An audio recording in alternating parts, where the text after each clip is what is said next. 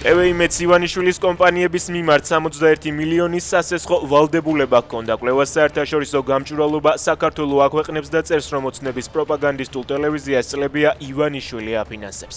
კვლევაში წერია, რომ ქართულ ჯგუფთან დაკავშირებულ სხვა კომპანიებთან ერთად იმედის დავალიანება 165 მილიონ ლარს აღწევს.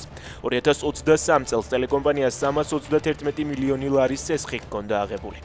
სესხის ორი მთავარი გამცემი ივანიშვილი და რუხაძე არიან. კომპანია ზარალზე მუშაობს. ოფიციალური მონაცემებით იმედმა 2024 წელს ხელფასებში 33 მილიონ ლარზე მეტი დახარჯა, რაც წინა წელთან შედარებით 6.4 მილიონით მეტია.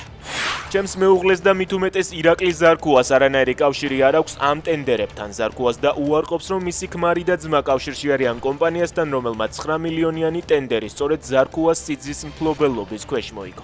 ამისულაშვილის კომპანიასთან ტენდერი 2023 წლის 26 აპრილს გაფორმდა. ხელშეკრულების გაფორმებიდან 5 თვეში კი ვეტერანმა ფეხბურთელმა საკუთარი 50%-იანი წილი სრულიად უსასყიდლოდ საკუთრების უფლებით გადასცა იარამიშვილს. ლაგი კაპიტალის წარმომადგენლები 9 მილიონი ლარის მითვისების ბრალდებით გუშინ დააკავეს.